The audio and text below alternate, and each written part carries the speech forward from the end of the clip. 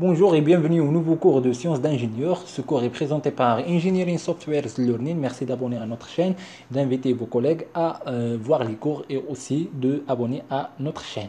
Donc ce cours est pour les étudiants STM, c'est-à-dire sciences technologiques mécaniques, et donc dans ce cours nous allons expliquer la RDM, c'est-à-dire la résidence des matériaux. Donc ce cours contient plusieurs chapitres, il contient 4 chapitres, 4 axes.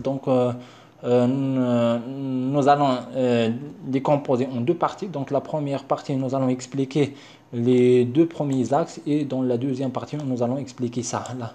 Donc les 2 derniers axes. Donc la table des matières, elle contient les éléments suivants. Le premier axe, principes et notions de base.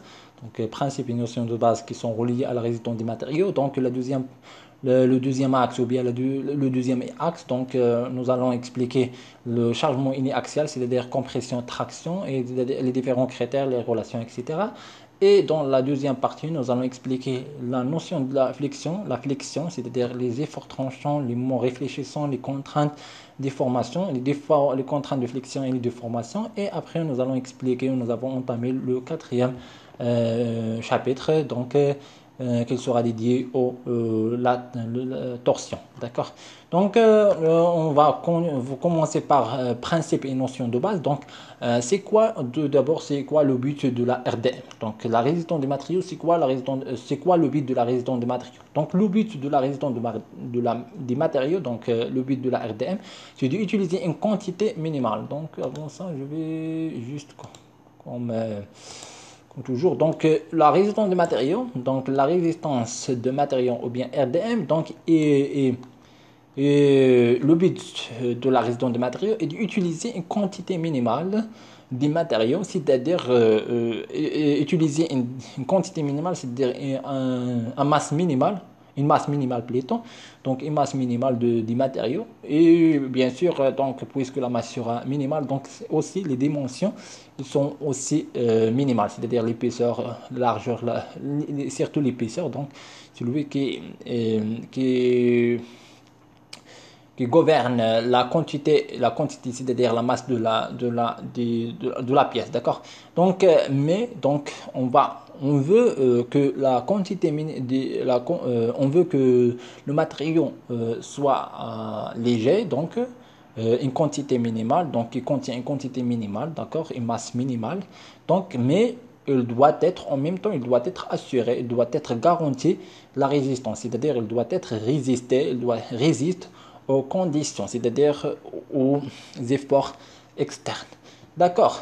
Donc, c'est quoi la résistance? D'accord? Donc, la résistance, c'est quoi la résistance? Donc, la pièce doit résister aux charges externes. La pièce doit résister aux charges externes appliquées, ne pas casser. Donc, lorsqu'on va appliquer des charges externes, les charges externes sont des pressions, ce sont des forces, que ce soit des forces de contact ou bien de volume, on va voir ça après. Et aussi, ce sont des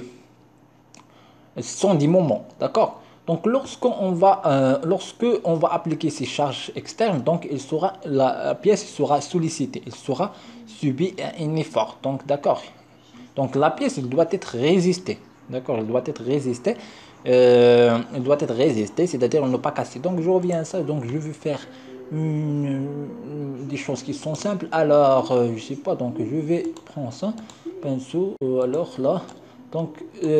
Par exemple, une table, alors je vais faire comme ça. Une table, une masse ici, ou bien une masse comme ça. Donc, une masse. Donc, la table doit résister. Donc, ça peut être 100 kg. Bon, d'accord. Donc, puisque c'est kg, alors il sera une force ici. Donc, une force P. Donc, elle pèse dans ce cas. Alors, c'est mg. Alors, c'est 1000 newtons. D'accord. On prend l'autre constante, c'est égal à 10 newtons. D'accord. Donc ici, lorsque on va appliquer une force P, donc c'est-à-dire ici une force P, alors la table doit résister, c'est-à-dire ne pas casser. Donc la table après, lorsqu'on va appliquer, donc la table doit résister, doit être comme ça. Donc c'est pas ne pas casser, c'est-à-dire de essayer de ne pas être comme ça, par exemple. D'accord. Voilà, donc voilà, c'est ça. Donc c'est ça la notion de la résistance de la pièce. Donc la pièce doit résister aux charges, aux sollicitations, que ce soit ce sont des forces comme ça, que ce soit qui sont des moments, c'est-à-dire il y a un moment ici, ou bien qui sont des, euh, des forces qui soient internes ou bien externes, ou bien des moments, ou bien des pressions, d'accord? Donc après, donc je reviens à ça. Je reviens. Donc, quelles sont les hypothèses de base, d'accord? Donc, pour faire la résistance de matériaux, donc normalement, nous avons des hypothèses et donc on doit respecter les hypothèses de base qui sont reliées à la résistance des matériaux. Donc, la première hypothèse, c'est que le matériau est élastique. Le matériau, on va considérer que le matériau est élastique, c'est-à-dire que il va reprendre un matériau élastique, il va reprendre instantanément sa forme. Matériau élastique, il va reprendre instantanément sa forme initiale dès que les sollicitations cessent. Donc, lorsqu'on va arrêter, donc lorsqu'on va appliquer, donc je reviens à la même chose. Donc ça, ici, donc on a, je sais pas, donc on a comme ça. Alors, là, donc ici. Donc par exemple, on a comme ça. Donc on va appliquer une force. Donc cette force F par exemple. Alors, cette force F ici et ici, bien sûr. Donc F d'autre côté ou bien c'est doit être ici encastré. Alors lorsqu'on va appliquer une force F ici, donc le matériau il sera allongé. Donc d'accord, soit et donc c'est-à-dire sera allongé et donc la dimension initiale ici c'est on a L. Alors il sera ici un L0 ici par exemple, il sera un LF ou bien L. Alors c'est LF il sera supérieur à L0. D'accord. Et donc, dans ce cas-là, la matériau sera allongée. Donc lorsqu'on va, donc bien sûr ici, toujours il y a F. Alors, lorsqu'on va supprimer, donc lorsqu'on va supprimer ces forces-là, d'accord, lorsqu'on va supprimer les forces, les sollicitations externes, donc le matériau, il va revenir à sa état initial. Donc, il va revenir à son état initial, d'accord? Donc, il va revenir à sa nature initiale. Il va revenir comme ça, d'accord? Dans ce cas-là, on dire que ce matériau-là, donc, c'est un matériau élastique, d'accord? D'accord, c'est le matériau élastique. Alors, on travaille dans le cas d'un matériau qui est élastique. D'accord, donc, c'est-à-dire, il va reprendre instantanément sa forme initiale dès que les sollicitations cessent, donc s'arrêtent. Donc, déformation réversible, c'est-à-dire, lorsqu'on va appliquer une sollicitation, le matériau il sera déformé. Lorsqu'on va arrêter la sollicitation, le matériau il va revenir à sa état initial, à son état initial plutôt. Donc, matériau continu. Un matériau continu, c'est-à-dire qu'il n'y a pas une discontinuité dans la géométrie, d'accord? Donc, le matériau il est continu, d'accord? Il n'y a pas une discontinuité au niveau du matériau. Le matériau homogène. Donc, un matériau homogène, c'est-à-dire, donc, un matériau il est homogène lorsque une ou plusieurs de ses propriétés mécaniques, d'accord? Lorsque une ou plusieurs de ses propriétés mécaniques sont uniformes. Signifie, qu'est-ce que ça veut dire ça? Ça veut dire que ils ont même valeur partout dans le matériau. C'est-à-dire, lorsque un matériau est homogène, parce que j'ai un matériau ici, donc c'est un matériau. Alors, c'est le propriété ici, donc j'ai une propriété ici, une propriété là, etc. Je reviens, donc voilà, comme ça. Une propriété ici, une propriété ici, je sais pas, moi, quelle que soit la propriété, d'accord? Quelle que soit la propriété. Alors, pour dire que ce matériau est homogène, alors il doit être uniforme. C'est-à-dire que la valeur ici, de cette propriété-là, elle doit être la même ici. D'accord? Donc, si je prends la propriété moins, par exemple, comme exemple, la propriété moins, donc la propriété moins ici, qui est dans cet endroit, alors elle doit être la même que dans cet endroit et elle doit être la même partout. Donc, la propriété moins. Si je prends ici la propriété plus, donc n'importe quelle propriété, la propriété plus, alors la propriété plus ici, elle sera la même, c'est-à-dire ils ont la même valeur. Si c'est par exemple ici la propriété plus a une valeur 10, par exemple, comme exemple, alors ici, mais aussi la propriété plus, il sera 10, d'accord? Et ici, c'est la même chose. Ici, c'est la même chose, d'accord? On dit que le matériau est un matériau qui est homogène. Donc, la définition d'un matériau qui est homogène, il dit un matériau il est homogène lorsque une ou plusieurs propriétés, soit une ou bien plusieurs propriétés de ces propriétés sont uniformes. La signification d'uniforme, c'est-à-dire ils ont la même valeur partout dans le matériau. Donc on va passer vers un matériau isotrope. Un matériau est isotrope, d'accord? C'est lorsque ces propriétés mécaniques, bien sûr, ces propriétés mécaniques sont identiques partout, dans toutes les directions. Les propriétés mécaniques de ce matériau sont identiques partout dans les directions, c'est-à-dire qu'elles ne dépendent pas de la direction. D'accord?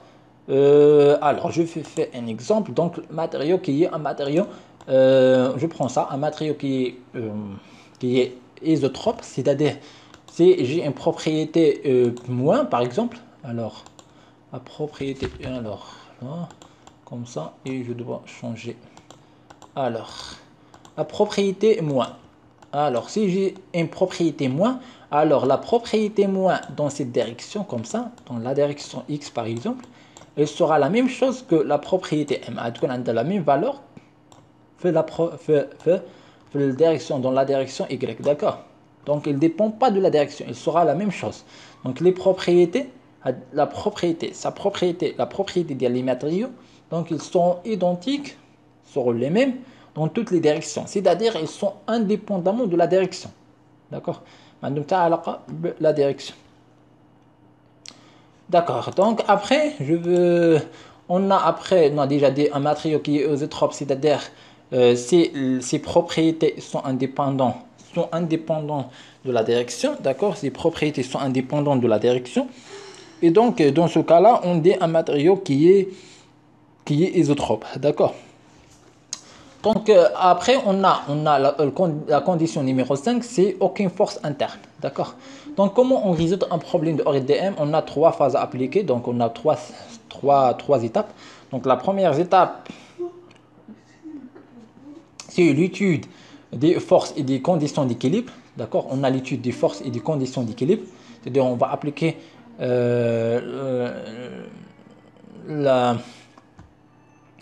loi d'équilibre, d'accord? C'est la première loi de, de Newton, d'accord? Que ce soit au niveau de force, que ce soit au niveau de moment.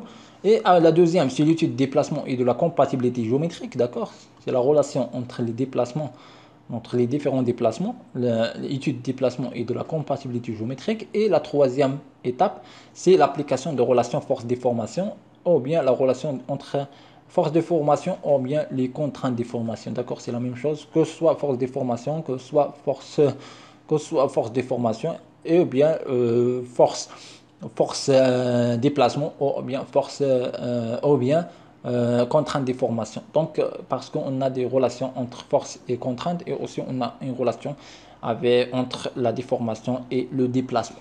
Donc, c'est quoi les conditions d'équilibre? D'accord, la première partie, c'est les conditions d'équilibre. Alors, c'est quoi les conditions d'équilibre? On a deux parties des conditions d'équilibre qui sont en relation directe, qui vient juste de l'application de la première loi de Newton, c'est-à-dire la somme des forces égale à zéro. Donc, dans le cas statique, on a la somme des forces égale à zéro. Les forces de ces forces-là, ce sont des forces qui sont externes. D'accord? C'est-à-dire, si je prends un matériau qui est ici, alors une pièce qui est ici, alors ce sont des forces qui sont externes euh, au système, d'accord? Donc, soit des forces, ici la somme des forces égale à zéro, ou bien les forces des moments égale à zéro. La somme des forces des moments égale à zéro, d'accord? C'est la condition d'équilibre.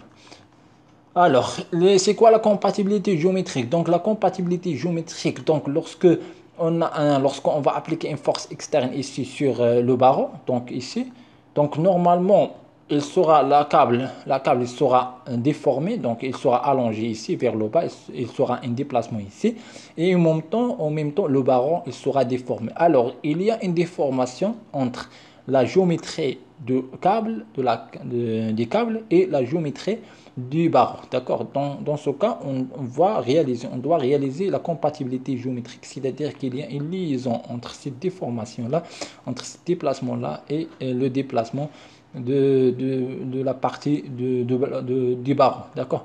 C'est quoi les relations force-déformation?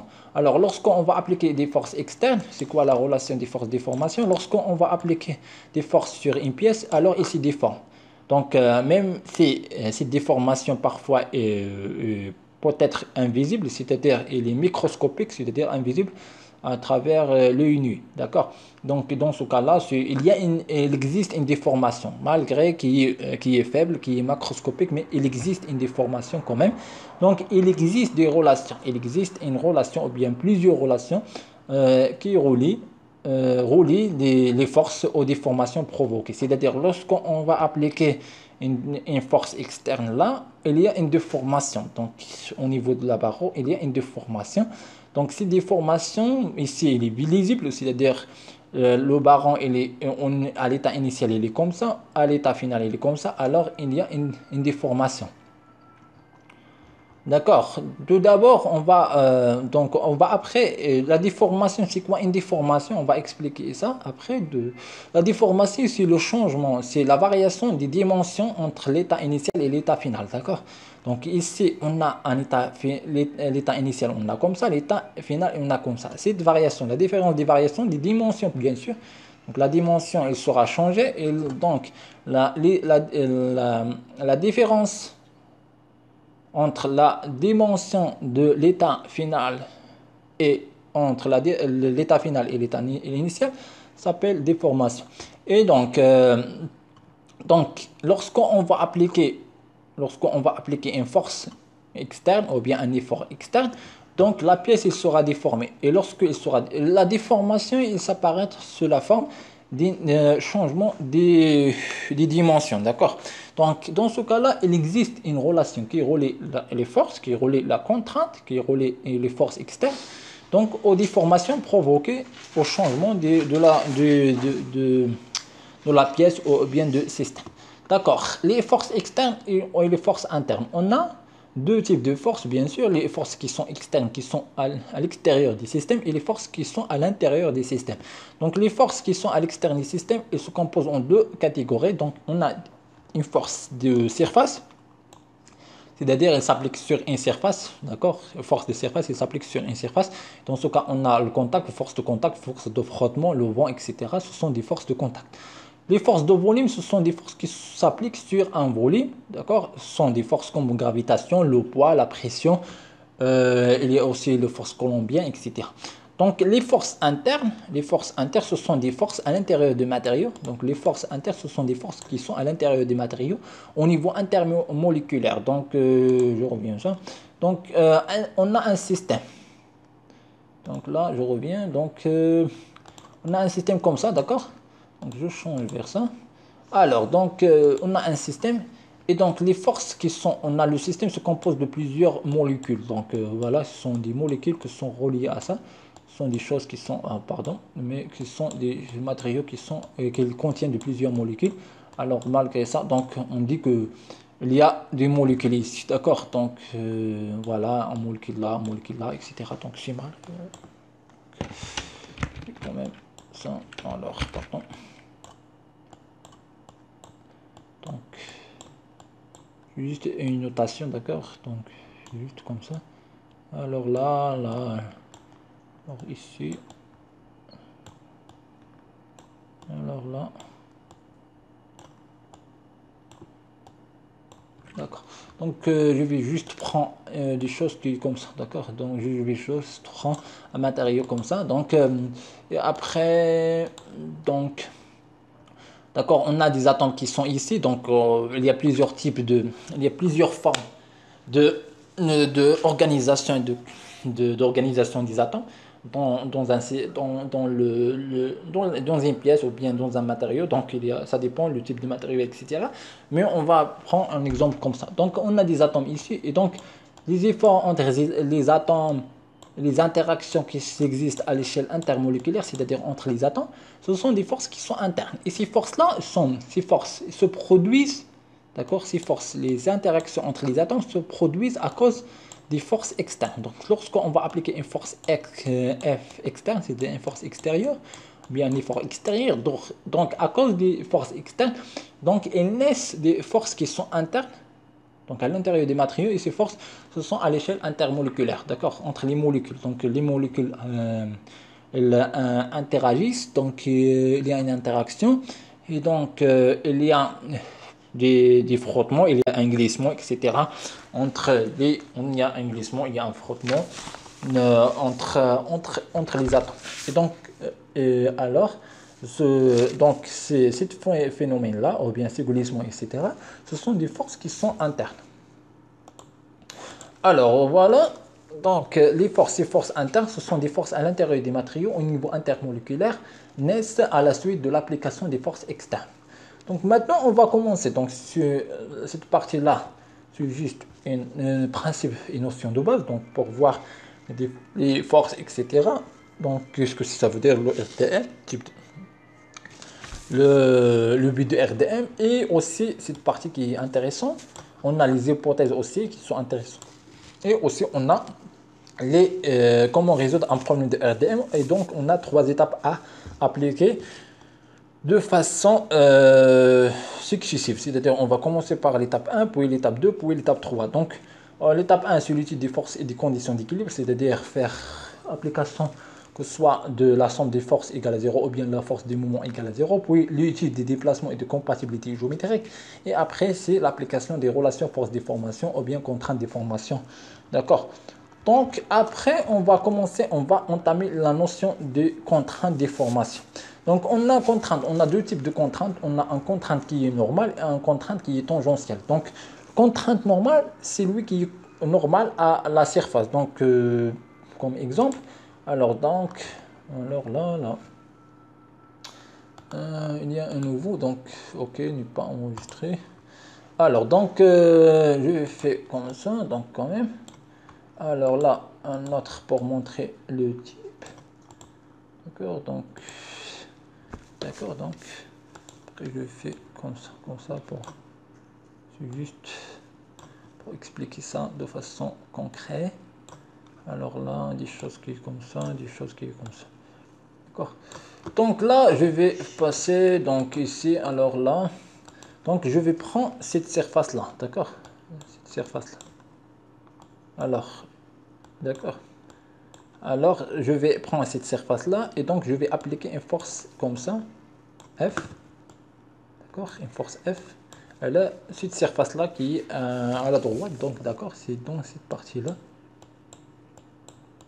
Et donc, la contrainte normale, c'est la contrainte qui est normale à la surface, cette surface qui est S, d'accord. La surface, on va la noter S. Donc, cette surface, donc la contrainte normale qui est notée contrainte M ou bien contrainte sigma X, on le note comme ça, sigma X, bon, c'est toujours sigma, mais sigma M, sigma X, sigma Y, sigma X, sigma Y, sigma Z, elle dépend de la direction. C'est-à-dire, on a ici direction X, direction Y et direction Z, c'est-à-dire, elle dépend des repères, d'accord. Donc, sigma X, sigma R, alors là, on a une contrainte qui s'appelle la contrainte qui est normale.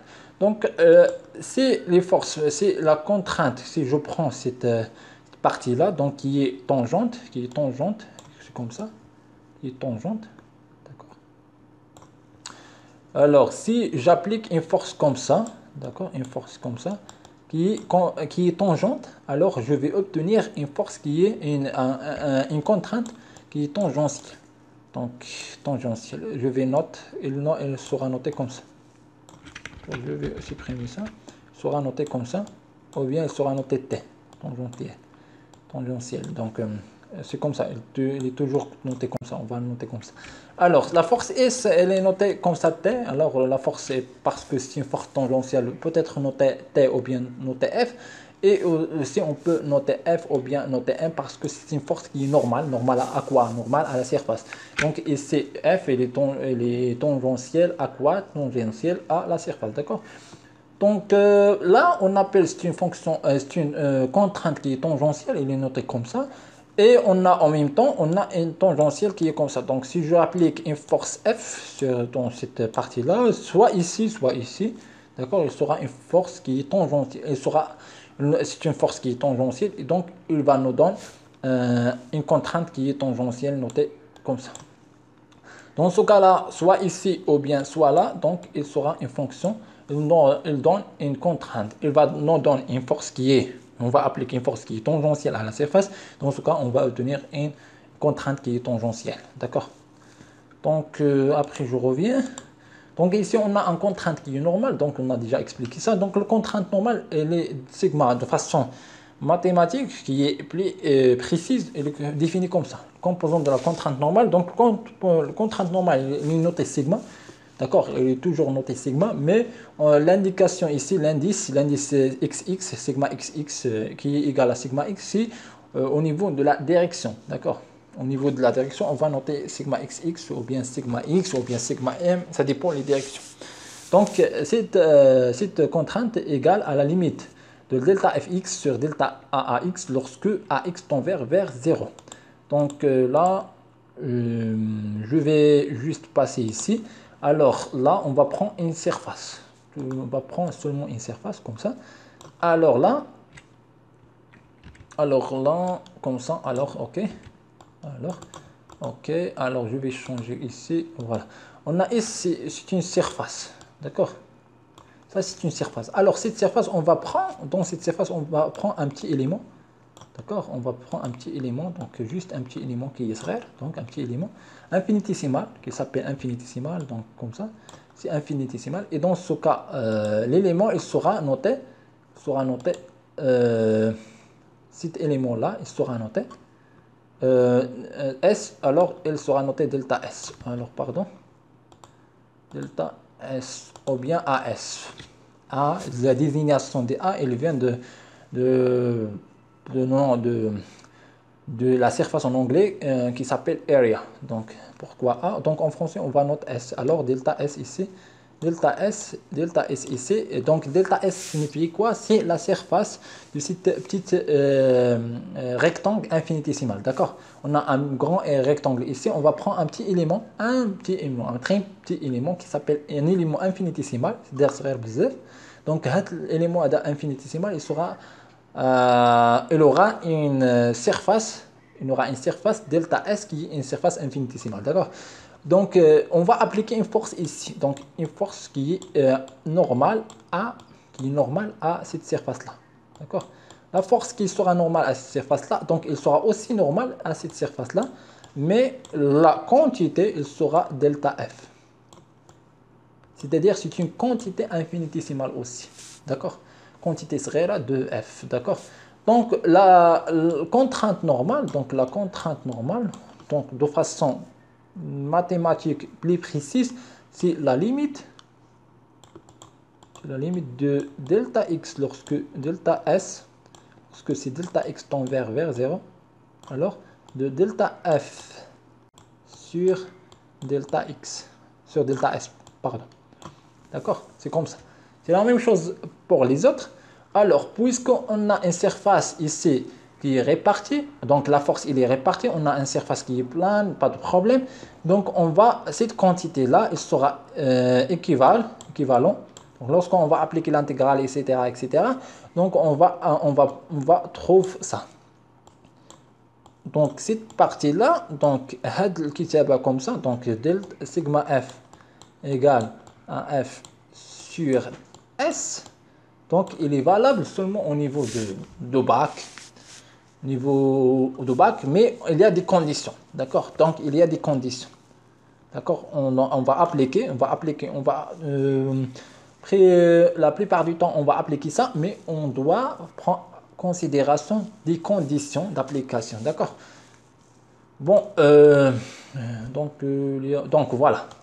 Donc, je reviens. Donc, on a ça. Donc, sigma S, sigma, alors le sigma S, sigma X, pardon. Donc, c'est la limite de delta Fx sur delta Ax lorsque delta Ax tend vers V0. Alors là, on va appliquer, donc nous, on va appliquer ce sigma M ou bien sigma X égale à F sur S. F, c'est la force et S, c'est la surface. Donc, la contrainte tangentielle, c'est la même chose. Elle est notée, la contrainte tangentielle, elle est notée delta tau xy ou bien tau xz. On a deux forces, on a déjà montré, on a déjà dit ça. Donc c'est la limite de delta f, c'est la delta f. Donc on a ici delta x et on a ici, c'est la tangentielle, la force qui est tangente. Delta fy sur, c'est la même surface, sur delta ax lorsque ax tend vers 0. Et ici on a la force tangente, la contrainte tangentielle tau xz Donc c'est la limite de delta z, la limite de delta fz sur delta ax lorsque ax tend vers 0. Donc je reviens, donc je vais revenir à ça. Donc alors donc je vais faire comme ça. Alors c'est la même chose. Alors là plutôt non. Donc on a une surface S. Alors là c'est surface S. On va prendre un petit élément qui est carré, donc petit élément carré, donc c'est delta S. Donc l'élément de delta S. D'accord. Donc on va prendre une force. La force dit F. C'est une force qui est tangentielle. Le côté on va prendre une force aussi. La force qui est le côté donc il y a une force F1 par exemple. Il y a une force F2 à ce niveau, à la direction qui est une force qui est tangentielle. Donc on va obtenir deux contraintes tangentielles. On ton 1. Ton 1 c'est la limite. Donc de façon mathématique plus précise, c'est la limite de delta S dans la même surface, donc delta S lorsque ton vers 0, de delta F1 sur delta S. Alors bien sûr, lorsqu'on va appliquer delta F, l'élément infinitésimal il y a delta F2. D'accord. Donc F1 plutôt. غتكون شي بحال هكا. داكوغ. دونك جو في سيبريمي سا. غتكون شي بحال هكا، مي غتكون هكا، تكون طونجونسيال. دونك غتكون هي دلتا اف 1. وفي هذا الكوتي هذا غتكون عندك هي دلتا اف 2. داكوغ. دونك فوالا. Donc ici on va noter, donc lorsqu'on a une surface qui est continue, répartie, on a une force qui est répartie, donc la considération donc, de cette condition là, donc il nous donne ça, il nous donne que sera ton 1 sera F1 sur S. De la même chose avec un taux 2 là يكون عندك يساوي هو الليميت ديال هذا وتعوض, et donc يكون عندك هو F2 sur S. D'accord. C'est la notation اللي كتستعملها. دونك حنايا غنستعملوا هاد لا كونديسيون هادي. دونك يكون عندك انت اش تستعمل في الكونترانت نورمال. لا كونترانت نورمال يكون عندك سيغما ام باغ اكزومبل, يكون عندك هو اف سور اس.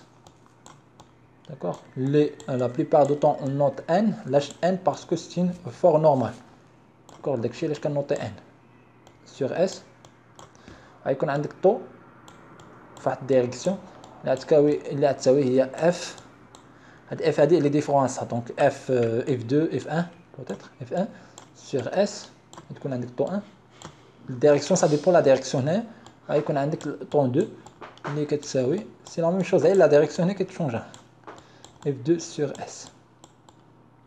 وهنا لا بليبار دو طون اون نوت تي. علاش كنوطو تي؟ نوت تي 1 ونوت تي 2. علاش نوتي تي؟ سي باسكو سي ان ايفور طونجونسيال. هادي سي ان ايفور نورمال اللي نوتي ان, هادي ايفور طونجونسيال نوتي تي. دونك بويسكو عندنا 2 نوتي تي 1 و تي 2. داكوغ. دونك تي 2 ici sur S. دونك هادو هما, هادي عندنا سي لا كونترانت نورمال. هذا هو الكونترانت نورمال. هذا كونترانت, هادو لي دو هادو سون دي كونترانت طونجونسيال. D'accord. Donc je reviens ici. Alors c'est quoi une déformation? La déformation c'est la variation des dimensions du corps lorsqu'on applique déformation, c'est là. Donc c'est une variation des dimensions du corps lorsqu'on applique une force F ou bien un effort,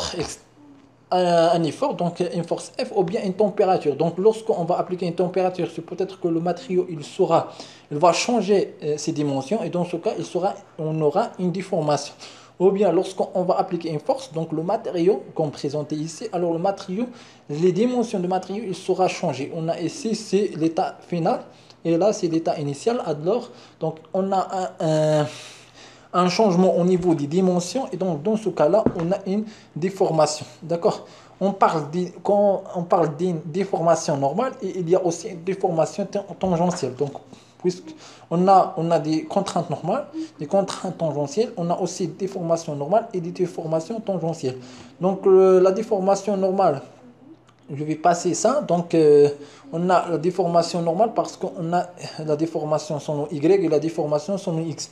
Alors on a deux déformations normales. D'accord. On a deux déformations normales. Alors, c'est la sigma x ici, c'est delta x. Delta x sur delta x. Alors, c'est quoi ça? Ça, c'est une déformation, c'est le changement, ou bien élongation. On appelle ça, c'est élongation. Cette distance-là, c'est élongation. Euh, d'accord, c'est élongation, ou bien la variation de la dimension entre la dimension finale ou bien, et la dimension initiale dans la direction x. Alors, il est ici. Donc, c'est delta x sur delta x. Et delta x, c'est la valeur initiale. D'accord, cette partie-là, on va passer vers la limite. Donc, dans le cas où on a une partie uniforme, d'accord? Donc, on va supprimer les limites, on va passer vers des choses qui sont les moyens. On va passer vers les moyens dans ce cas-là. Donc là, on a aussi dans la direction Y, on a cette formule-là pour calculer la déformation dans la direction de Y, epsilon Y. Donc la déformation du cisaillement, on a une déformation du cisaillement. Donc la déformation sigma gamma xy, d'accord, c'est la limite. Donc on a angle ici, au niveau de l'angle. Donc on a les déformations au niveau de l'angle. Donc dans ce cas-là, on a la déformation gamma xy, c'est la limite de tangente de pi sur 2 moins alpha lorsque delta x tend vers 0 et donc et aussi lorsque delta y tend vers 0. D'accord. Donc maintenant on va passer vers l'unité de la déformation. Donc l'unité de la déformation, c'est quoi l'unité de la déformation? Alors l'unité de déformation, ils sont unités. D'accord, il n'y a pas d'unité de la déformation. D'accord. Par contre, l'unité de la élongation, attention, il y a une différence entre l'élongation et la déformation. L'élongation, c'est l'état larvaire. Et donc, c'est la différence entre l'état initial et l'état final. Donc, élongation, c'est delta x. Donc, delta x dans ce cas-là, donc je vais passer vers ici. Donc, c'est quoi la relation? Non, d'accord. Donc, on va faire des choses comme ça. Donc, on a l'état initial et après l'application de forme, on va passer vers un état final. Donc, ici, donc ici, on a un delta, on a x. D'accord? Il y a la distance qui est là, donc les distances initiales. Donc, on va supposer, il y a, donc, on va supposer un indice de départ. On suppose qu'on a un indice de départ, d'accord? Donc ici, on a x. Et d'ici là, on a y. Ah, d'accord. Donc la distance qui est ici. Distance ici. Oh, je vais changer. La distance ici. Et on va noter delta x par exemple. Alors si delta x égale à quoi? Delta x c'est y moins x. D'accord. Cette partie-là s'appelle élongation. D'accord, c'est pas une déformation, mais c'est une élongation. L'unité dialénée, c'est le millimètre, mètre, etc. D'accord, d'accord. Et la déformation qui est notée A, ils sont unités. Et normalement, c'est la delta x. La déformation égale à delta x sur x. C'est-à-dire, c'est la variation de la dimension. C'est la variation des dimensions sur la dimension initiale. D'accord? Donc, je vais passer. Donc, on a ça. Donc, la déformation normale, déformation de cisaillement. On a déjà dit que la déformation est son unité et que la déformation elle est différente de élongation. Et aussi, on a une relation entre déformation et élongation. D'accord?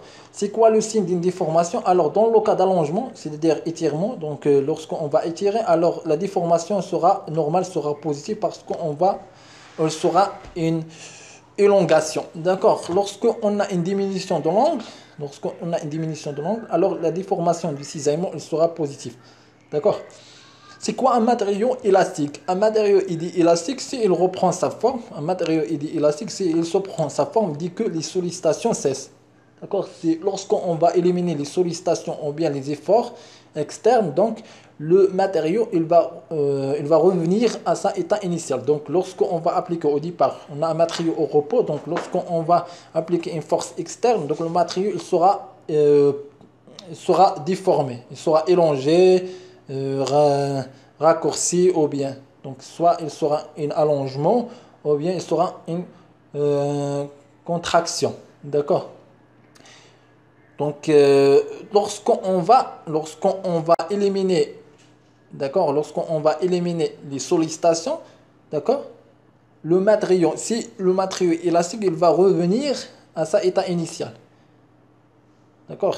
Si non, il sera élastique. On va dire que le matériau est élastique, est plastique plutôt. D'accord? Donc maintenant, on va passer vers le deuxième axe, c'est la traction, le chargement inéaxial. Donc on parle de la traction et de la compression. Donc on va passer par la traction. La traction, c'est élongation. Donc ici, on aura un allongement. Pardon, c'est pas élongation, mais allongement, d'accord? Donc le matériau, il sera tiré, d'accord? C'est-à-dire que la distance finale, il sera supérieure, donc la variation ou bien la distance finale sera est supérieure à la distance ou bien à la dimension initiale, et donc la différence entre l'état final et l'état initial, il sera positif. Donc ici, on a allongement. Donc c'est pourquoi on a une déformation normale qui est positive. D'accord? Donc on a un schéma qui est comme ça, on a un barreau qui est comme ça, donc l'état initial qui est égal à L. Après la déformation, c'est-à-dire lorsqu'on va appliquer une force F ici, donc on va tirer. Donc, le matériau il sera étiré et donc on aura une distance qui est égale à L plus delta. Et donc dans ce cas-là, on a delta s'appelle élongation. D'accord? Et delta s'appelle élongation. D'accord? Je ne sais pas faire les études. Alors, donc delta s'appelle élongation. Alors, delta, donc delta, c'est la variation delta égale à ça, cette distance-là, moins la distance initiale. La surface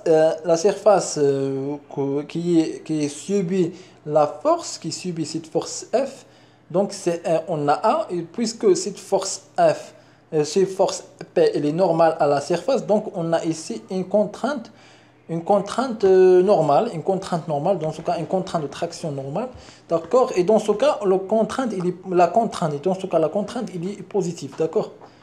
La contrainte dans une section droite, donc au niveau bac, donc on parle d'une section qui est droite, c'est-à-dire sous la forme rectangle, mais cela n'empêche pas que peut-être veut poser des questions, des choses qui sont une surface qui est cylindrique, puisqu'on on a même formule. Donc il est simple de calculer la surface, que ce soit au niveau section droite ou bien une section qui est cylindrique, circulaire.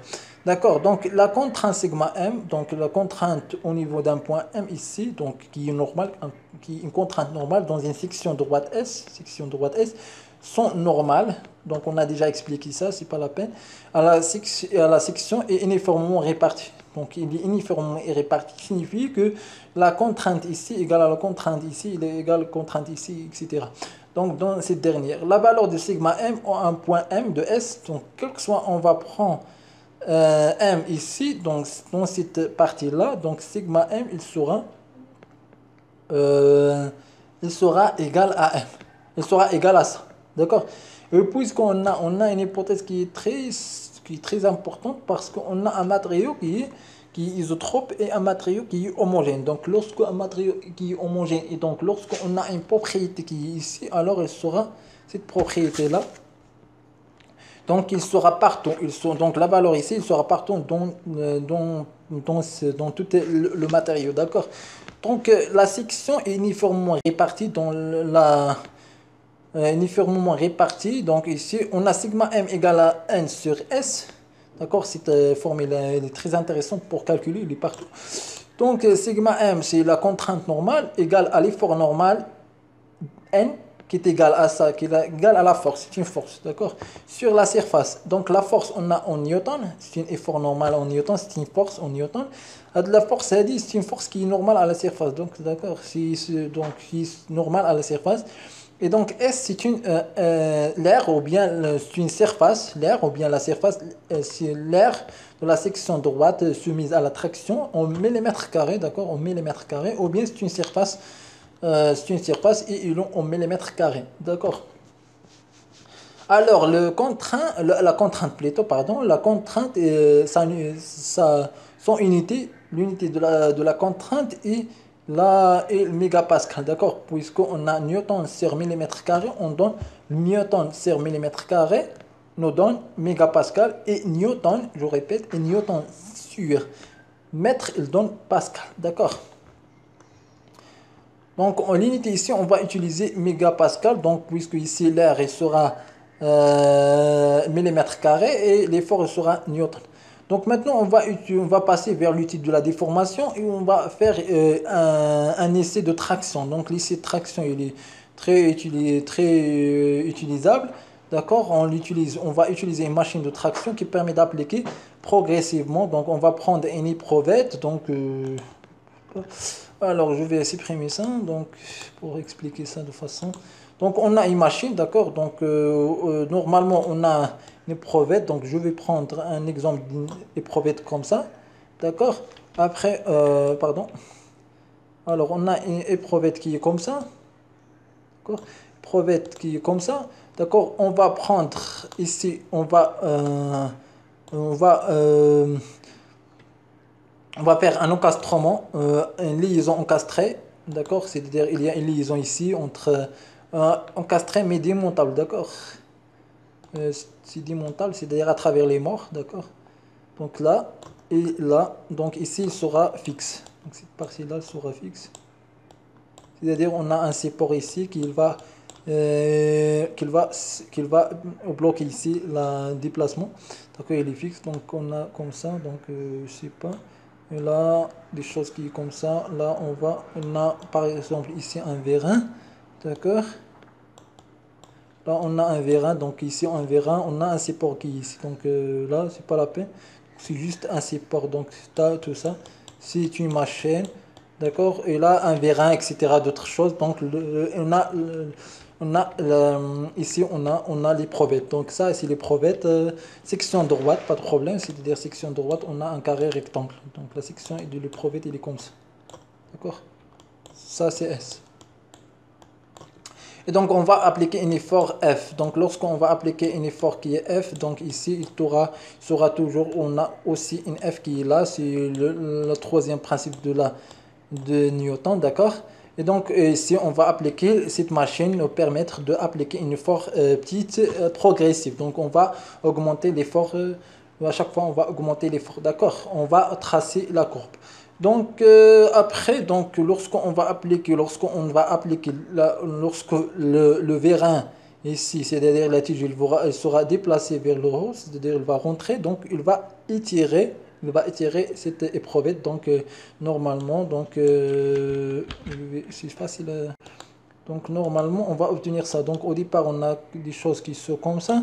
Après, on a des choses qui sont comme ça. Après, on a des choses qui sont comme ça, ainsi de suite. Mais si elle sera plus grande, oui, c'est-à-dire que la section elle diminue, d'accord, diminue, mais il sera une élongation, d'accord. Il sera ici que la distance ici augmente, d'accord. Voilà, c'est l'essai de traction. Donc on a ici F, alors je répète, on a ici F, alors là on a F, on va appliquer une force. Or par défaut on prend ici dans la partie élastique. Donc dans la partie élastique, donc on dit que on suppose que cette surface ne change pas, malgré c'est pas le cas au niveau réel. Donc il y a un changement. Donc puisqu'on a élongation, donc toujours on a la surface sera diminuée, c'est-à-dire que la quantité de matière elle est constante. Donc la quantité de matière elle change pas. Donc la matière اللي غتكون لا تزاد هنايا، donc la matière اللي تزاد هنايا في الطول راه خصها تحيد من العرض، d'accord. Voilà, donc après quoi? Voilà, donc je reviens. Donc là, on a la courbe, donc la machine, lorsqu'on va donner des forces progressives, donc force 1, force 2, force 3, donc il va donner une élongation. Donc on nous donne comme ça. Donc il va donner à chaque fois, donc lorsqu'on va appliquer une force, donc la pièce il sera étirée. Donc lorsque la pièce il sera étirée, on va prendre la mesure. Donc on va mesurer ça, L. On a L0, donc ici on a L0, là L0 c'est-à-dire à l'état initial, donc ici L0, là c'est L1, donc je répète, là c'est L1, ainsi de suite, là c'est L2, etc. Jusqu'à l'arrivée à la rupture. Donc d'accord, on va appliquer ça jusqu'à l'arrivée à la rupture. Donc jusqu'à la pièce sera cassée. Donc ici son choc, donc là la machine à D, il donne il applique très progressivement des forces et son choc un effort de traction F afin d'utiliser l'allongement. L'allongement ici il est différent des formations. Attention, ici il y a un problème dans ce cours-là. Donc au niveau d'allongement, il y a un petit problème. Donc ici, il y a une confusion. Donc le monsieur Zahraoui ici, je ne sais pas si c'est monsieur Zahraoui, mais bon. Donc le monsieur qui a fait le cours ici, donc il a fait un erreur. Une erreur, c'est la relation, l'allongement. L'allongement ici, c'est delta L. L'allongement, c'est delta L. Il dit ici. Donc l'allongement ici, c'est vrai. L'allongement, c'est delta L de l'éprouvette. D'accord? C'est la variation entre la dimension finale et la dimension initiale. D'accord? Donc je reviens à ça. Alors delta L qu'on appelle l'allongement, delta L, c'est la LF moins L0. Alors L0, c'est la distance, c'est la longueur initiale. L0 il y a distance initiale. D'accord? Il y a une mesure initiale ديال les prophètes. قبل ما تبدا بها الماشين il y a une mesure ديال ديك les prophètes. LF il y a après l'application de la force. Donc LF donc في l'essai ديال التراكسيون كتشونجا. كتكون L1 كتكون L2 L3 L4 etc. باش كنرسموا الكور. دونك هنايا كتكون دلتا L par exemple, d'accord. وهنا كتكون عندك F. D'accord, هنايا سهله. Donc une fois عندك L اللي كتخطا après l'application ديال واحد ال F1 lorsqu'on va appliquer F. Donc هنايا تكون عندك F1 F2 F3 etc etc etc. دونك هنايا يكون عندك واحد L1 L2 L3 ودونك هاد L1 L2 L3 راه يعطيوك دلتا L1 دلتا L2 دلتا L3 غديرهم هنايا وكدير كوريسبوندونس. هنايا عندك وحده هنايا عندك وحده هنايا عندك وحده هنايا بوتيت وحده اكسيتيرا وكتخاصي بويسكو عندك دي فورس كتابليكي دي فورس بروغريسيف كيولي عندك واحد الكورب هاد الكورب هذا اللي كيكون عندك بلي بريسي. داكوغ حيت لي بوين كيكونوا مقربين. دونك فوالا. Donc ici on a, donc je vais passer ici, donc on a apporté de leurs données. Donc au cas de leurs données ici, on va donner un tracé l'unité, l'effort unitaire. L'effort unitaire, d'accord, soit R, on note R c'est contrainte, soit force. Donc il m'a donné tracé contrainte, on va tracer force en relation, force en relation de la déformation, force en relation du déplacement ou bien contrainte au niveau de la relation entre contrainte et déplacement ou bien contrainte et déformation. C'est-à-dire soit sigma au delta L, soit sigma au A, soit F au delta L, soit F ou A. D'accord. On peut tracer 4 courbes. عندهم relation بيناتهم. Donc c'est la même chose. Donc c'est juste la même chose. On peut obtenir في لوكا كيكون عندك في لوكا ديال لاسي كيكون عندك الكورب بحال هكا كيشبه هكا. D'accord, donc l'axe des abscisses, comme présenté ici, le cas des abscisses, qui connaît l'allongement. L'allongement, c'est l'allongement unitaire, d'accord, mais c'est l'allongement unitaire, donc c'est une déformation. L'allongement unitaire, donc c'est une déformation. C'est l'effort unitaire, moi je sais pas, je pense que c'est l'allongement unitaire. L'allongement en général, c'est delta L, d'accord, c'est en millimètres, d'accord. Donc là, on doit appeler Platon, on doit appeler l'allongement, on doit remplacer l'allongement unitaire, d'accord, par déformation, d'accord. Ça, c'est les déformations, c'est une déformation normale, d'accord, selon delta X, selon la direction X, elle est donnée par ça. Donc la déformation est soit notée A, c'est une notée A, ou bien soit on va noter A, d'accord, ou bien c'est une notation de A, d'accord, on va noter A, ou bien on peut noter W et X, c'est-à-dire c'est une déformation au niveau selon la direction X, d'accord. Donc la déformation epsilon X, d'accord, elle est égale à comme ça. Donc la direction X, on va désigner epsilon delta X, c'est une déformation au niveau dans la direction du X. Donc là, on a une je vais remplacer ça. Donc ça, on a sigma, donc la contrainte égale à comme ça, la relation entre contrainte et force, c'est comme ça. À la contrainte normale. On a déformation, la déformation, l'allongement, delta L, elle a L0. Ou هذه égale à LF. واحد LF تقدر تكون LF تقدر تكون L1 L2 سي اللي كاين. المهم هنايا سي ليتا انيسيال. là l'état 0. D'accord. Alors, c'est problème au niveau. Voilà. Donc après l'étude de la courbe, donc je vais passer direct. Donc en tout cas, donc ça, il faut prendre ça, il faut prendre ça. Et l'allongement unitaire, je préfère d'utiliser, au lieu d'utiliser l'allongement unitaire, c'est d'utiliser la déformation. D'accord, utiliser la déformation.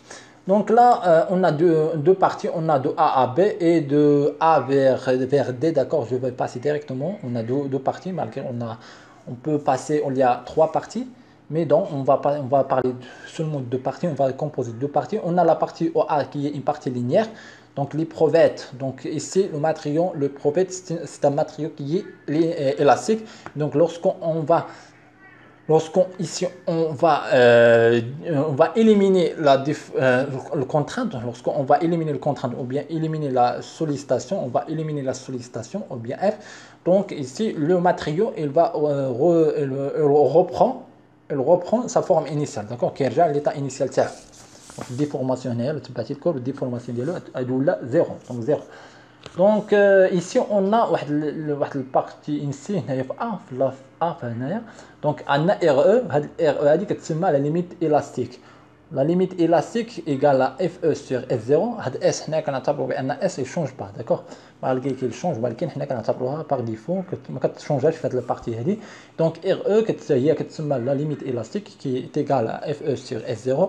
Et donc c'est la limite élastique. Donc à partir ملي كنفوتوا هاد البارتي هذه donc كندخلوا في la zone plastique. Donc ici on a une zone plastique, ici on a une zone qui est élastique.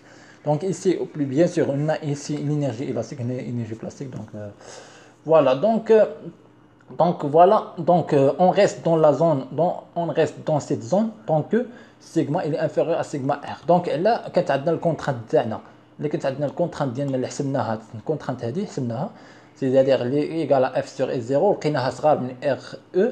الوغ في هذا لوكا هذا كيكون عندك بان انت راه مازال في ليميت الاستيك داكوغ والماتريو ديالك كيدير الكومبورتمون ديال الماتريو اللي تاعك راه سي ان ماتريو كي الاستيك مازال في لا زون بلاستيك والكومبورتمون ديالو سي ان كومبورتمون الاستيك. دونك هاد ار او هادي كتساوي هي اف او لا اس 0. وفي هاد البارتي هادي هاد ار او هادي سي اون بروبريتي دو ماتريو ال دون سي اون دوني داكوغ une donnée ديال الماتريو. هاد الدوني هادي كنديروها ابارتي ديال لاناليز اكسبيريمونطال داكوغ كنديروا دي زيسيت طق طق طق طق بهاد الماشين تراكسيون كنخرجوا هاد ار او نبقاو نتبعوا كنلقاو هاد الار او. دونك عندنا اف او سور اس داكوغ. Et donc on peut conclure, on peut trouver ici la force maximale qu'on doit appliquer pour éviter, afin d'éviter la déformation et la déformation plastique. C'est-à-dire on applique واحد الفورس, هاد الفورس هي اللي تكون maximale وباش ما ندخلوش في لا زون الاستيك في لا زون بلاستيك باردون ندخلوش في هاد لا زون هادي. دونك لا زون ا دي هاد لا زون هادي ا دي سي اون زون كي اي اون زون اي بلاستيك. في هاد لوكا هذا لا ديفورماسيون سي اون ديفورماسيون plastique permanente, c'est-à-dire lorsqu'on va lâcher le matériau, d'accord, c'est-à-dire lorsqu'on va éliminer l'effort ou bien les sollicitations externes, donc le matériau ما يرجعش l'état initial تاعو داكوغ غيرجع واحد ليطا هنايا داكوغ. هاد ليطا هادي سي ان ايطا ديفورمي. دونك اون دي كو لو ماتريو عنده واحد ديفورماسيون كي بلاستيك بيرمانون. دونك كيبقى في بلاص كيبقى في ديفورماسيون بيرمانون. ديفورماسيون كتبقى دائما هكاك. دونك l'allongement unitaire, l'allongement unitaire, je préfère d'éviter le terme allongement unitaire. Donc l'allongement unitaire c'est la déformation, d'accord. Déformation n'est plus proportionnelle à l'effort unitaire appliqué, c'est-à-dire ici c'est-à-dire la relation de Hooke. déjà سمعتوا بهاد la relation de Hooke ما كتكونش applicable. donc ما كاينش واحد l'application, c'est-à-dire n'est pas proportionnel. donc ما يمكنناش نقولوا بان السيغما كتساوي هي E fois epsilon. donc c'est pas une déformation, c'est pas une relation, une propriété, une relation qui est proportionnelle. D'accord? Lorsque sigma est supprimé, donc lorsqu'on va supprimer sigma, et bien sûr, bah, supprimer sigma, c'est supprimer la sollicitation, d'accord? Et le prophète ne reprend pas sa longueur L0, sa longueur initiale.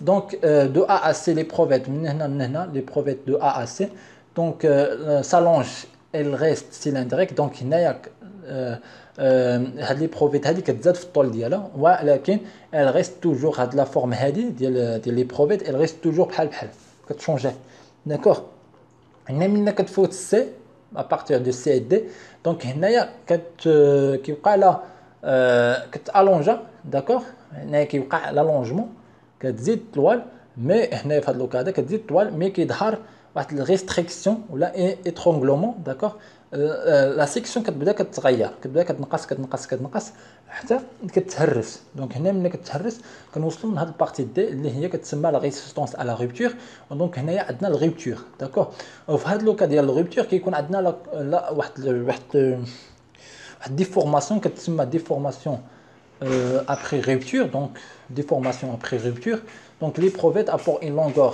LF d'accord ou la UI donc on définit ici l'allongement d'accord c'est pas l'allongement donc c'est une déformation d'accord attention donc c'est une déformation et donc on note A le pourcentage pourcentage ou la 100% ça c'est pas un problème donc c'est du d'absorption ça fait donc le pourcentage la déformation A égale à U donc il y a L après rupture d'accord rupture après rupture donc moins juste la rupture donc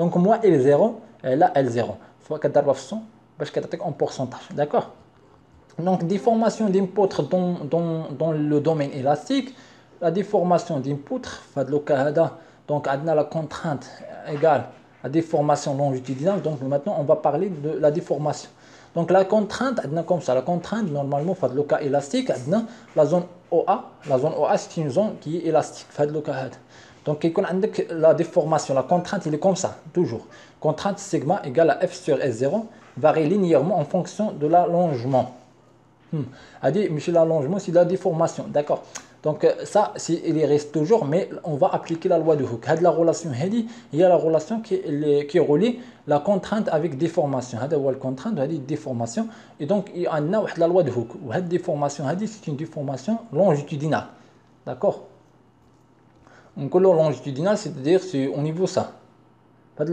relation c'est une déformation normale d'accord là رجعنا لوكا ديال الكور je sais pas si je note la déformation normale alors déformation normale c'est une déformation normale alors au lieu de appeler la déformation longitudinale transversale elle dépend des axes donc on doit appeler la déformation normale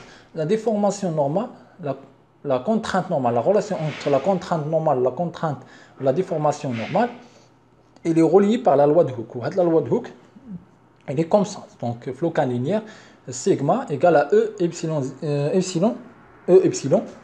alors E qui est le modèle de Young d'accord d'élasticité au modèle d'élasticité longitudinale ou bien le modèle de Young en mégapascal d'accord c'est qui connaît donc 10 à la puissance 5 mégapascal pour le cas de l'acier on va exprimer en gigapascal d'accord epsilon x c'est la déformation normale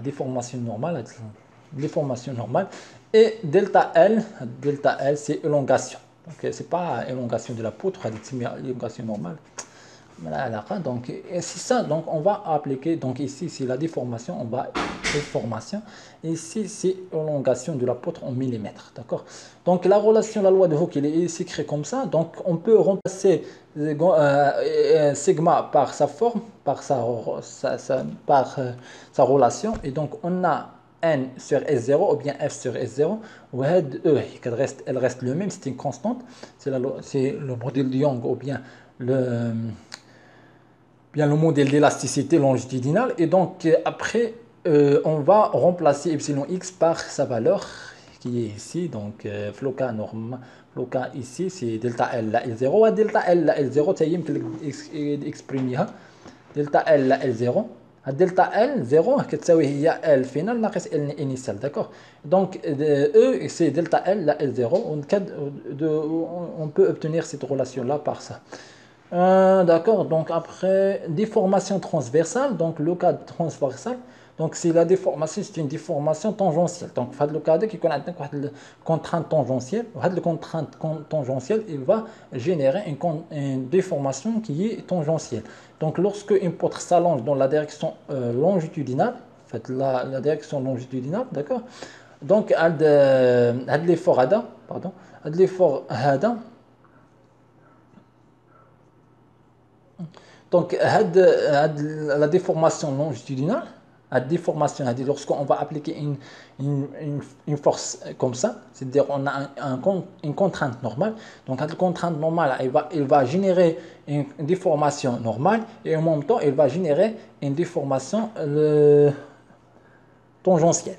D'accord, on observe, là, on a une déformation transversale ou bien on l'appelait une déformation tangentielle. علاش سي تو سامبلومون حيت غيكون عندنا هذه ملي كتكبر دونك هذه من الطوال الاول عندنا ليطا انيسيال هي هذه اللي عندنا اون نوار داكوغ في هذا ليطا واحد ليطا كيلكونك عندنا اون روج داكوغ دونك هنايا كيف ليطا انيسيال كيكون عندك ليبيسور هنايا الي على زيرو داكوغ وغيكون عندك هنايا باللي يكون عندك واحد اللونغور هذا دلتا ال 0 مع بارابور دلتا ال 1 دونك هنايا هذا كيعطي لا ديفورماسيون نورمال باغ كونطخ هاد اش 0 مع اش 1 دونك لا ديفيرونس بيناتهم حيعطيك واحد الفارياسيون اون بارل ملي كنهضروا على الفارياسيون سي اون ديفورماسيون اي دونك هاد لا ديفورماسيون هادي سي اون ديفورماسيون طونجونسيال علاش طونجونسيال باسكو il est tangente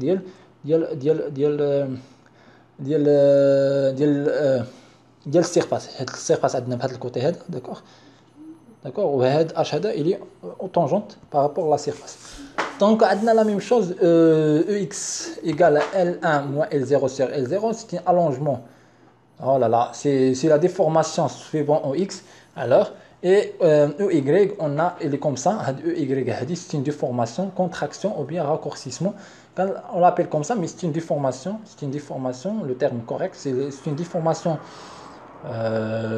tangentielle d'accord la déformation tangentielle donc qui attaque la variation c'est-à-dire que la dimension finale H1 bien H2 H3 etc elle sera inférieure à H initial qui est H0 donc dans le cas on l'appelle le phénomène c'est contraction ou bien raccourcissement c'est-à-dire l'épaisseur de la pièce qui sera d'accord on a de nu هذا ما عرفتش واش كيتسمى nu donc epsilon E كتساوي moins nu epsilon x donc la relation qui relie la déformation la relation elle relie la déformation normale à la déformation tangentielle ou la relation بيناتهم هي epsilon y اللي هي déformation tangentielle égale à moins nu epsilon x اللي هي déformation normale.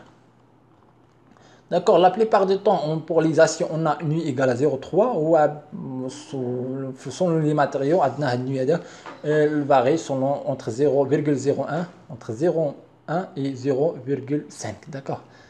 Donc, on a des conditions. Maintenant, on va entrer dans les conditions de résistance. Parce que la pièce elle va résister aux efforts, c'est-à-dire donc ça تكون هاد السيغما اللي نابليكيو عليها دونك حنا نابليكيو واحد الفورس داكوغ ملي نابليكيو واحد الفورس on va obtenir une contrainte d'accord le contrainte normale elle est facile à calculer donc عندنا contrainte normale اللي هو السيغما كيساوي هو F على S يمكن لك عندك السيرفاس عندك لا فورس دونك يمكن لك تكالكولي السيغما donc tu fais attention entre grand S et petit s هاد petit s هذه c'est une fonction coefficient de sécurité au grand S c'est la surface. D'accord, donc cette sigma est égale à n, ou bien la valeur absolue de n, donc le fracas général, sur S. Donc S donc c'est une surface, donc on a calculé donc on a le sigma. Donc cette sigma ça تكون صغار من RPE. RPE donc RPE في RE, c'est la limite élastique sur S. وهاد petite S اللي هنايا c'est une coefficient de sécurité, pardon. Donc je vais changer juste son. D'accord. Donc c'est une coefficient de sécurité. Alors RPE égale à RE sur S. Et donc c'est une coefficient S, c'est une coefficient ici de sécurité. Là je كنزيدوها حيت كيكون عندنا doute. ما يمكنلكش دير واحد الديمونسيونمون ديريكت بارفي. علاش؟ حيت كيكون دابا عندك واحد لانسيرتيتود، ما كيكونش عندك. علاش كنزيدوا الكويفيسيون دو سيكوريتي؟ حيت كيكون عندك لانسيرتيتود. شحال ما كان عندك لانسيرتيتود بزاف، شحال ما كتزيد فوق الكويفيسيون دو سيكوريتي. دونك ملي كيكون عندك واحد واحد الدومين كيعطيك واحد الكويفيسيون دو سيكوريتي عالي، عرف راه ما كيكونش فيه كيكونش فيه précision كبيره. داكوغ بارابور ديك الديمونسيون اكسيتيرا. دونك بارابور بزاف ديال لي فاكتور. دونك هو ما كيعرفش بزاف ديال لي زيليمون ولا بزاف ديال لي فاكتور، اي دونك كيعلي الكويفيسيون دو سيكوريتي هكا كيكون سيور. داكوغ. Donc, pour des raisons de sécurité, la contrainte normale doit rester inférieure à la résistance pratique à l'extension RPE. La résistance pratique à l'extension RPE, c'est ce qu'on fait pratique. D'accord. Alors, la valeur absolue de sigma est inférieure à RPE. Là, je dis sigma, la valeur absolue, parce que le cas de la contrainte normale, le cas de la traction, le cas de la traction, ما عندناش problème. لو كا ديال التراكسيون ما عندكش بروبليم، لان هاد السيغما هادي كتكون بوزيتيف. لو كا ديال الكومبريسيون كتكون سيغما نيجاتيف. داكوغ. شي علاش حنا هاد لو كريتير هذاك سابليك توجور. دونك داكوغ او نيفو ديال كونترا فليكسيون او نيفو بليتون ديال التراكسيون والكومبريسيون راه عندك نفس هاد الكونديسيون هادي. Et donc, on a la valeur absolue, les N et la S, les inférieurs à RPE, avec RPE égale à RE sur S, il y a la limite élastique. Donc, la résistance élastique à l'extension, RE, là, mais chez résistance élastique. Donc, on peut dire ça, mais voilà, on doit résister, on va dire, c'est la résistance élastique, ou bien c'est la limite élastique. La plus correcte, c'est la limite élastique. Donc, il y a la limite élastique. On a qu'un photo de limite, donc, on trouve la zone plastique. Donc, la limite élastique RE. وهي بالميغاباسكال. دونك لونيتي ديالها اون ميغاباسكال او بيان باسكال. دونك بويسكون اون فا عندنا الكونترانت هنايا لا بليبار دو طون اون فا اكسبليكي اون فا اكسبريمي باردون اون ميغاباسكال. اي دونك عندنا هاد الريزيستونس هادي سي اون ميغاباسكال. Donc un petit pince de levage, un exercice simple. Donc عندنا واحد الفورس F de 3000 newtons agissant sur une billette de section qui est rectangulaire. عندنا 10 fois 16 fois 10. d'accord. يقول لك calculer la contrainte normale sigma n. هاد sigma n كنعرفوها. دونك sigma n كتابليكي هنا لا فورمول بعينك مسدودين. دونك عندك sigma n اش كتساوي هي f لا s. f شنو هي لا فورس اللي كتابليكا. عندك الفالور ديالها اس شنو هي لا سيكسيون ديال ريكتانغولير. كيفاش كنحسبوا السيرفاس ديال واحد الريكتانغل. دونك عندك هو ا فوا بي. ا هي هادي، بي هي هادي، اي دونك عندك هي هادي غتكون بالمليمتر. دونك داكوغ. دونك غيكون عندك اف، عندك سيغما ان كتساوي هي 3000 اف على اس. دونك غيكون عندك هي 3000 على 16 فوا 10. دونك هي 3000 على 160 وغتخرج واحد الفالور اللي هي بالميغا باسكال. D'accord. غايقول لك هنايا vérifier la condition de résistance si S il est inférieur à 10 méga, si le coefficient de sécurité égale à 10. وهنايا باش ناخذوا هذا الكوفيسيون سيكوريتي خصو يكون عندك هاد الار او هادي. وباش تعرف الار او هادي هادي دوني، هادي سوا دوني سوا كيكون عندك الماتيريو. دونك اون فوا تعرف الماتيريو اس 355 انا كيعطيك ديزينياسيون اس 365 كيعطي هاد 365 هي ار او. داكوغ. راه ماشي عيطيك شي حاجه. دونك عطاك اس 365 او 240 اكسيتيرا. الوغ سي هي ار او. داكوغ. ار او هي ديك الفالور هي 365 ولا او 240 ولا 250 اكسيتيرا. او بيان راه عيطيها لك باغ ديفو. داكوغ. ار او خاصك تقلب شويه. دونك هي هادي. دونك هنايا تجي كتابليكي عندك ديجا عندك الكونترانت. دونك عندك السيغما كتحسب عندك السيغما. هاد السيغما هادي كتبوزي لا كونديسيون. انا لا كونديسيون ديال باش يكون عندك لا سيكوريتي. دونك خصك يكون عندك هاد السيغما لا فالور ابسولي ديال السيغما خصها تكون انفيريور ا ار بي او. وهاد ار بي او كتساوي هي ار او على اس. وهاد اس هادي هي 10 وعندك ار او هي 360 على اس. الوغ هي شحال كتساوي؟ غدير هي 365 على 10 وغتجي هي 35.5. الوغ هاد السيغما هادي خصها تكون الى انفيريور ا 35.5. الا كانت انفيريور alors la condition est respectée et donc on est dans le domaine de sécurité. Alors si la condition n'est pas respectée, alors la condition de la résistance est non respectée. D'accord. Donc maintenant, on va parler donc le coefficient de déformation. On a la condition de résistance et le reliant contrainte. On a la condition de déformation.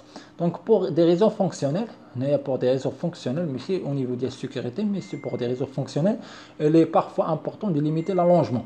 L'allongement roi delta L, donc il doit rester inférieur à la valeur limite delta L limite. Donc delta L dit l'allongement, c'est-à-dire delta L, il y a L final ناقص L0 initial et donc ça تكون inférieur à la valeur absolue. Et là je donne la valeur absolue parce que peut-être compression, peut-être traction, donc تقدر تكون positif تقدر تكون négatif. وهاد les deux conditions هادو كيتابليكاو كو سوا عندك الكompression كو سوا عندك التراكسيون. Et donc هاد دلتا L خصها تكون inférieur à delta limite. وهنايا عندك N L0 لا ES هادي سي جوست بحال هادي هي هادي داكوغ. عندك L بوزيتيف E بوزيتيف S بوزيتيف اللي كتبقى لك نيجاتيف هي N. دونك داكشي علاش كندخلوا عليها الفالور ابسولي. دونك سوا تابليكي سا وتكون انفيريور ا دلتا L. وهنايا كتعطيك هنايا اما تكالكولي دلتا L داكوغ واما عطاتك دلتا N. انا دار لا N باش ليميتي N باش تقول انا دونك انا نابليكي انا واحد لي فور واحد اف دونك غيكون عندي واحد لالونجمون. دونك شحال خصني باش نابليكي واحد اف باش ما نخرجش من هاد لا ليميت ديال لالونجمون. Donc, géométrie non parfait, donc, le cas de géométrie, ce sont des géométries parfaites. Donc, ce sont des géométries mathématiques parfaites. Il y a des hypothèses. Donc, le cas de géométrie non parfait, donc, il y a des concentrations. Il y a une concentration de contraintes. Donc, il y a une géométrie non continue, qui est un problème. Ils sont continus, mais ils sont une dérivabilité, qui est une partie. Les parties, ce sont des parties qui sont aiguës, haddines. D'accord? Des parties qui sont haddines. Donc, il y a une dérivabilité ou il y a une concentration de contraintes. Donc, il y a une concentration de contraintes ici. Donc, on appelle concentration de contraintes. Donc, la contrainte est plus grande que la contrainte qui est le local normal, le local parfait. Donc, c'est juste coefficient qui est parce qu'on vérifie. Donc, c'est juste des données expérimentales. Et donc, on donne ici, voilà, blablabla. Donc, on va faire comme ça. Donc là, il y a concentration de contrainte. La contrainte maximale, la contrainte maximale, il est calculé comme ça. La contrainte maximale sigma max égale à QF fois sigma nominal. Cette sigma nominal, هي اللي كنكالكوليوها هي اللي sigma هي اللي كنكالكوليوها هنايا. هي اللي égale à F sur S في لو كان نورمال اللي كناخذوا بان لا سيكسيون ne change pas. D'accord. Donc, il y a le coefficient sigma KT, il est entre 1 et 3. Donc, KT, les coefficients de concentration de contrainte en traction et aussi en compression. لما داروش علاش داروا هنا ماشي en traction, c'est aussi en compression. علاش compression لان هاد السيغما سي هي aussi عندك السيغما ماكس بالفالور ابسولي. حنا كنعرفوا بان السيغما ماكس راه تكون positif le cas de traction. Donc c'est KT en fonction de gorge, d'épaulement, ça dépend les géométries qui sont ici, épaulement, gorge, etc. Et donc sigma nominal, c'est une contrainte normale nominale qui est égale à 1 sur S, d'accord. Voilà, ce sont des données ici. Donc la méthode de calcul, c'est intéressant pour un solide réel. Donc il doit calculer sigma nominal avant اول حاجه ديرها هي تكالكولي sigma nominal اللي هاد sigma nominal هي السيغما اللي كنحسبوها عادي اللي ايغال 1 sur S. من بعد كناناليزيو الناتير ديال الجيومتري. علاش كناناليزيوها باش كناخذوا منها الكويفيسيون ديال السيكوريتي داكوغ. دونك ليبولمون سيكسيون سيركولير بريزماتيك شوا دي كورب اكسيتيرا. دونك كومون اون فا شوازير لي كورب اكسيتيرا وهذا الشيء كامل اي بور بروندر باش ناخذوا هاد كا تي pour déterminer la valeur de KT correspondante ou KT que tirer à travers quoi à travers les courbes. Donc la taille les courbes c'est ça تستعمل هاد les courbes هادو d'accord. وهادو راه ساهلين. دونك يكون عندك R كيكون عندك الديمونسيون ديال R هنا كلشي اكسبليكي عندك الغايون هنايا في لوكا هذا ça dépend الجيومتري. دونك على حسب الجيومتري دونك خصك تستعمل تشوف الجيومتري d'analyser الجيومتري. Donc après, on peut faire des choses qui sont pratiques, mais ils sont rares qu'ils posent des choses comme ça, mais on va voir. D'accord, donc on va passer vers compression. Donc, il y a un petit direct d'arrive, compression. Compression, c'est l'inverse de la traction. D'accord, donc on a les mêmes trucs, donc les formules, d'accord, les formules بحال elle هنا كيقول لا partie هنا كيقول لا compression, c'est-à-dire هنا كتضغط هنا القضيه كتضغط وهنايا لا ديستانس كتصغر داكور. كيقول لا الراكورسيسمون هنايا الدلتا ال ما كتسماش الونجمون كتسمى راكورسيسمون داكور. ما عرفتش واش يسميها الراكورسي اسمه unitaire. دونك الوغ اون فا باسي فيغ. دونك هادي بحال بحال هنايا هاد ان هادي كتكون نيجاتيف داكوغ، هاد لي فور هذا كيكون نيجاتيف دونك هاد سيغما ام كتكون نيجاتيف.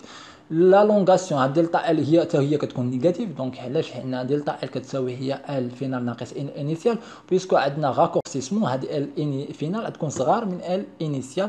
دونك لا ريزولتا دلتا ال ايكال ال فينال موان انيسيال غتكون انفيريور ا زيرو. داكوغ. او بيان راه عندنا هاد الغولاسيون هادي كيغولي ان بيسكو ان il est inférieur à 0 et donc هاد الغولاسيون تكون inférieure à 0.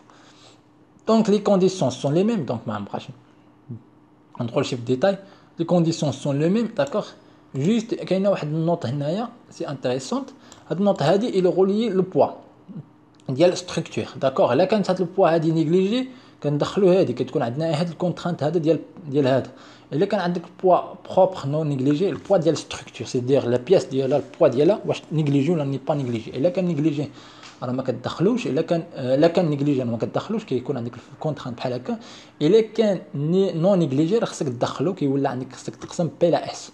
و ça dépend هنايا l'application ديال n, d'accord. Bon. Donc, mais en tout cas, on doit prendre en considération P. Le cas de déformation, donc CS est constante, S est constante, d'accord. Donc on a ça, ou Hadi qui change, d'accord, qui est sous la forme comme ça. Donc il y a juste une note comme ça, le hamish. Alors là, on a une contrainte, on a 6 aimants, on a bien 6 aimants qui sont tangentiels, d'accord, qui sont tangentiels, qui sont ces contraintes tangentielles. Donc il y a le contrainte de 6 aimants qui est le contrainte de tangentielle. كنهضروا على السيزايمو كيكون عندك طونجونسيال، وهنايا كيكون عندك لي بلون. هنا في الكونترانت دونك هنايا كيكون عندك واحد البياسه اللي هي في الوسط بحال هكا، وكيكون عندك واحد الماشين هنايا واحد الماشين هنايا، وهذه كتطلع بحال هكا، هذه كتطلع وهذه كتهبط مثلا، هذه كتطلع وهذه كتهبط، وكيكون عندك الجليسمون ديال لي بلون. هنا من داخل كيكون عندك الجليسمون ديال لي بلون مع بعضياتهم كيغليسيو، داكور. وهنا داكشي علاش كنسميوه كونترانت طونجونسيال. علاش؟ لان السيرفاس كيكونوا طونجونت، سي دير هاد لي فور اللي ابليكي كتكون طونجونت من هاد السيرفاس هادي. اي وعندنا الفورميل اللي انتريسونت هي هادي. الوغ طونجونت اللي غنسميوه نومينال اللي بيان هنايا هادي كتسمى طون نومينال اللي هي كونترانت طونجونسيال، d'accord. La contrainte tangentielle, ton nominal, égale à T sur S. T c'est l'effort tangentiel, ou ça fait ou bien l'effort tranchant, les Newton, d'accord. نفس القضية هذه بالميجا هذا بالميجا هذا بالنيوتن، هذا بالمليمتر كاري. C'est une surface alors بالمليمتر كاري.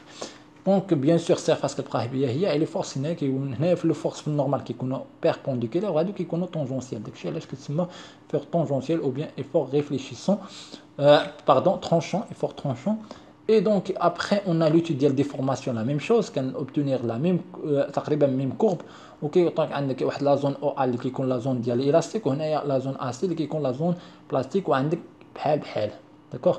جوست هنايا او نيفو ديال déformations d'une poutre dans le domaine élastique. Donc هنايا راه بحال غير هنايا لي تروك اللي كيتشونجاو هي لي ريلاسيون. دونك هنايا عندك الديفورماسيون، هنا كتولى عندك في الاول كان عندنا ايبسيلون سيتي اون ديفورماسيون كي هي نورمال، وهنايا ديفورماسيون طونجونسيال اللي كنرمزوا لها بغاما. هاد غاما هذه كتساوي هي سيغما اي ولا سيغما اكس، داكوغ.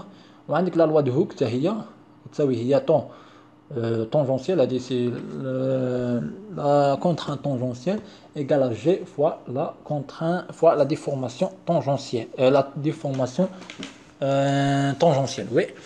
Et donc dans ce cas-là, G elle s'appelle modèle élastique transversal, d'accord, ou le bien le modèle de Coulomb. D'accord, كتسمى modèle de Young وهذا كيتسمى modèle de Coulomb, ou bien كنسميوها le modèle de l'élasticité longitudinale, d'accord. عندك الميم غولاسيون. هاد لي غولاسيون هادو انا درتهم اون روج، راه اونكادريتهم اون روج باسكو سون انتريسون. دونك هاد لي غولاسيون اللي شرحتهم راه سون انتريسون كنحتاجوهم. ولا كونديسيون دو ريزيستانس راه بريسك لا ميم شوز، دونك ما كاينه سيميلاريتي، دونك جو في با اونتري دون دي ديتاي. دونك لي تري امبورطون هنا كاين ان اكزومبل. دونك ايسي لي تري امبورطون هي هادشي هذا، دونك il faut prendre ça par cœur. دونك هنايا هذا حتى هذا. Et après on a la formule هادي ou les formules هادو. donc هاد الفورمule هادي وهاد الفورمule هادي، donc هادي بحال au niveau de compression traction. و les formules هاد البارتي هادي وهاد لا بارتي هادي condition ديال ريزيستانس هنايا، والكونديسيون ديال ديفورماسيون والكونديسيون ديال الجيومتري نو بارفي au niveau de la partie هذه. Donc la partie هذه ou la partie هذه. Donc ce sont intéressants. Donc voilà. Donc voilà, on a déjà expliqué. On a déjà expliqué au niveau de la résistance de matériaux, on a déjà expliqué les principes et les notions de base. On a parlé des chargements uniaxial, compression, traction. D'accord. Dans la deuxième partie, nous allons expliquer la flexion et la torsion. Dans la flexion, on va parler des efforts tranchants et les moments réfléchissants. Après, on a les contraintes au niveau de flexion, contraintes de flexion, déformation de flexion. Et on va aussi entamer la partie de la torsion. D'accord. Voilà, merci et à très bientôt.